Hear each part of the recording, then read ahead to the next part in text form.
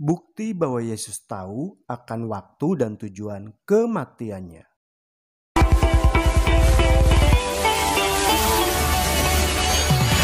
Yesus yang adalah ilahi dan berinkarnasi menjadi manusia dengan cara dilahirkan datang ke bumi adalah sudah direncanakan sebelum dunia ini dijadikan.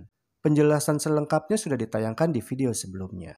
Yesus ilahi menjelma menjadi manusia dengan cara dilahirkan dan hidup di bumi ini. Tujuannya adalah untuk mati menebus seluruh umat manusia dari tawanan dosa. Dan setiap langkah yang diambil oleh Yesus dalam menjalani kehidupannya adalah membawanya lebih dekat kepada korban penebusannya yang besar yang akan terjadi di kayu salib Kalvari. Pada tahun terakhir pelayanannya di bumi ini, sebagaimana yang tertulis dalam kitab Matius 16 ayat 21-23, Matius 17 ayat 22-23, Markus 9 ayat 30-32, Lukas 9 ayat 44-45, dan Lukas 18 ayat 31-34, Yesus berbicara dengan lebih tegas lagi kepada murid-muridnya tentang kematiannya yang akan segera tiba. Ini artinya, Yesus sudah tahu bahwa misinya berinkarnasi untuk hidup menjadi manusia di bumi ini akan segera berakhir.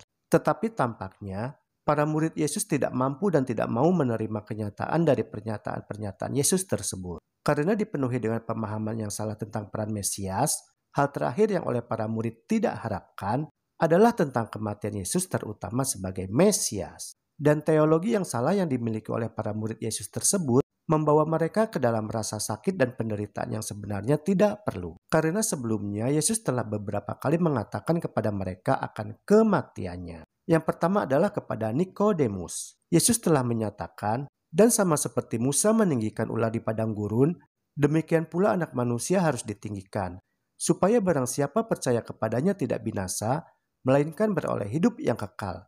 Seperti yang tertulis dalam kitab Yohanes 3 ayat 14-15. Yang kedua adalah ketika di Kaisarea Filipi. Ketika itu Yesus telah memberitahu murid-muridnya bahwa dia harus pergi ke Yerusalem dan menanggung banyak penderitaan dari tua-tua, imam-imam kepala dan ahli-ahli Taurat, lalu dibunuh dan dibangkitkan pada hari ketiga.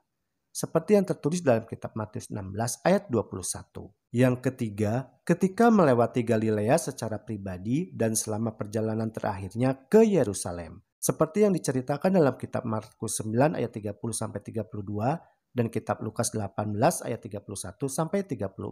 Ketika itu Yesus berbicara lagi kepada murid-muridnya tentang kematian dan kebangkitannya. Tetapi karena bukan perkataan seperti itu yang ingin mereka dengar, maka mereka tidak mendengarkan atau mengabaikan perkataan Yesus. Ketidakterimaan pada fakta yang dialami oleh murid-murid Yesus kala itu juga sebenarnya bisa menggambarkan tentang apa yang akan terjadi di kemudian hari yang bisa terjadi kepada umat manusia yang hidup kemudian. Karena momen peristiwa yang terjadi di Alkitab itu memiliki makna rohani yang dapat menggambarkan kehidupan umat manusia. Dan momen peristiwa yang dialami oleh para murid Yesus yang tidak mau tahu bahwa Yesus akan mati itu ternyata terjadi juga kepada umat manusia yang hidup di kemudian hari sampai hari ini. Yaitu mereka yang tidak percaya bahwa Yesus mati disalibkan, maupun bagi mereka yang sering mempertanyakan mengapa Yesus harus mati dengan cara disalibkan untuk menebus manusia dari dosa. Padahal ketidakpercayaan dan pertanyaan mereka tersebut, jawaban dan penjelasannya sudah dituliskan dengan sangat jelas dalam kitab suci Alkitab. Dan untungnya, para murid Yesus menyadari akan kebodohan dan teologi yang keliru yang mereka miliki. Kini mereka sudah mengerti akan tujuan Yesus yang ilahi, datang dengan cara berinkarnasi dilahirkan sebagai manusia di bumi ini, dan mengapa Yesus harus mati disalibkan.